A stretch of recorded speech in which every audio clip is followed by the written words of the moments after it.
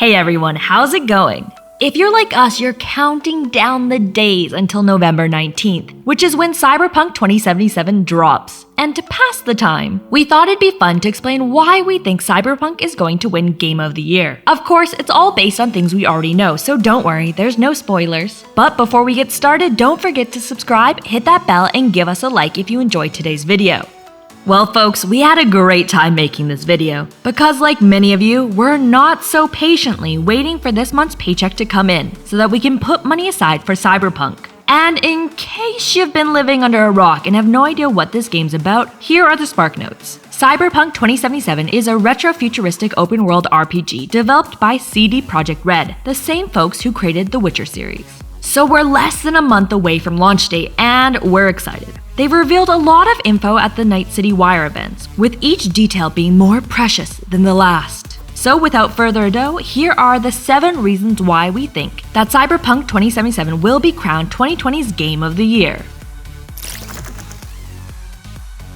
We know that you guys appreciate a splash of steamy passion, romance, and illicit love affairs in your video games. So here you go. Cyberpunk promises to be filled with romances that are a lot more complex than the ones found in The Witcher 3. Aside from a couple of exceptions, they'll go far beyond a Witcher-style romp and run. In Cyberpunk 2077, the romances and adventures are going to be more complex because they're not 100% rooted in the main storyline. There will be dozens of characters that we can, gotta make this all audience friendly, that we can establish deep and intense connections with. Our character will be able to fall in love with a whole host of NPCs, and in a progressive move, your love story doesn't necessarily need to include NPCs that are of the opposite gender as your character. In fact, the gender you choose for your character at the beginning of the game will impact who can fall in love with you. Each NPC has their own preferences, and this includes whether or not they're looking for a same-sex or opposite-sex partner. Your romances also depend on the path you choose. This means that if you choose the path of Street Kid, you're not likely to hook up with an NPC whose path is corporate because, well, they hate each other, but who knows? Either way, there will be plenty of options to choose from, and the best thing is, the developers have said that there will be no censorship.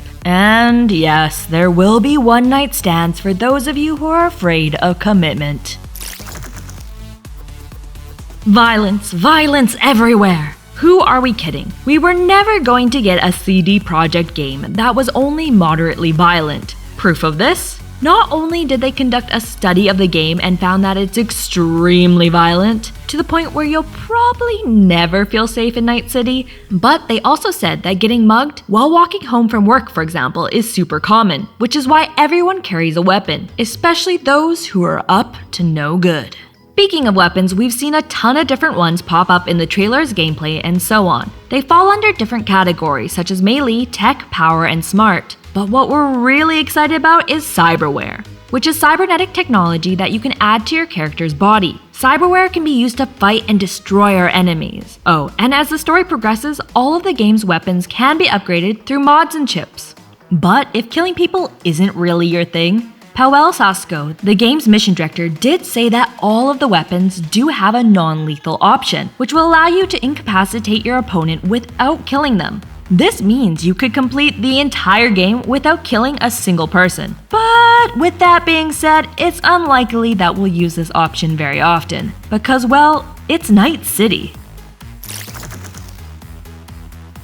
The strength of this game will certainly lie in its characters and who we get to embody as we make our way through the world. We will be able to fully customize our character. This includes their attributes, what their voice sounds like, their gender, scars, makeup, and even the color of their pubic hair. So many possibilities. The developers work so hard to give us control over every single detail, no matter how small they may be. And the thing is, the choices you make when creating your character will impact how the story unfolds. The NPCs will recognize and identify you based on your voice. Your love life will depend on your characteristics, and your gender might even influence certain secondary missions. No wonder they've been working on this game for 8 years, holy shit. In addition to deciding how big your character's assets are, they will constantly be evolving throughout the game. You'll help them level up, update their equipment and stats, and decide what kind of playstyle you want to focus on. For example, if your character is great with a machine gun, then it's probably better not to give them a handgun midway through a fight. Who else is excited yet intimidated by all these options?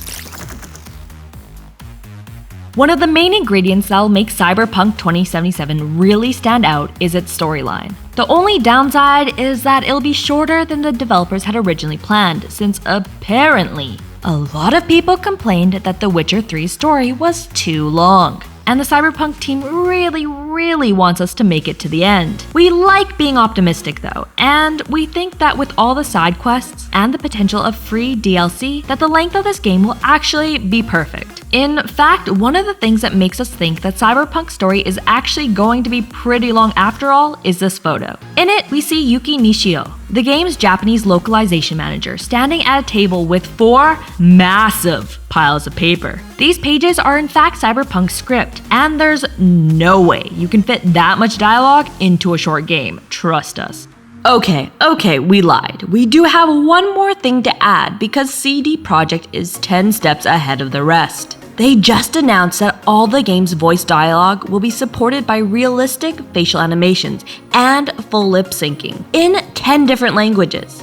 So basically, if you choose Spanish, your character will actually look like they're speaking Spanish. It won't look like a bad dub. Man, if this isn't impressive, then we don't know what is. We also think that the character's backstory is really going to win this game points. At the beginning, you're able to choose a past for your character. There are 3 options: Nomad, Corporate, and Street Kid. 3 different backstories, 3 different life paths that will impact the kind of decisions your character will make and the kinds of interactions they'll have throughout the game. So even if the game is a bit shorter, you always have 3 different backstories to test out. The most recent Night City Wire event showed off a bunch of different vehicles we'll be able to drive in the game, and let's just say there are a lot of options. There will be tons of different cars and motorcycles to choose from, and each one will fall under one of 5 categories. It'll all depend on your character's purchasing power. For example, the economy class will be filled with ramshackle cars and bikes. The executive class will include higher-end models, and the hypercar class will be filled with the finest vehicles around. The 2 remaining classes are heavy duty and sport. Each vehicle we saw was designed perfectly, and we can't wait to take some of them for a spin. And while some have compared Cyberpunk to GTA, no, you won't be able to steal cars unless you develop your character's thief skills. CD Projekt promised that the map for Night City would be a lot bigger than the one in The Witcher 3. They haven't released the official map yet, but a version of it was leaked. And while it seems to be smaller than The Witcher 3's map, looks can be deceiving. Why? Because apparently a lot of Night City's map is vertically based. In other words, the building and the entire game itself will have different vertical levels that we'll be able to move around freely, whether it's during a mission or not. This means that every square meter of the map will have more elements and playability, and that'll make it way more complex than The Witcher's map. On top of this, there will be underground spaces that don't show up on the ground level version of the map that was leaked. So if you take all of these things into account, this map has the potential to be massive. So far, the areas seem to be Santo Domingo, Haywood, Pacifica, City Center, and Watson. And it seems like to the left, near the Pacific Ocean, we'll also have the odd mission. Each area looks super unique, so it'll probably feel like we're moving between worlds whenever we visit a different one. What do you guys think? Is a map like this a good reason for Cyberpunk to win Game of the Year? Yes, that's right, we're putting CD Projekt Red on this list. Why? Because have any of their games ever disappointed us? Think about it. Exactly, no they have not. When these people do something, they do it very well, and that's why we believe their game has a very good chance of becoming Game of the Year. Plus, their track record speaks for itself. Case in point, The Witcher 3.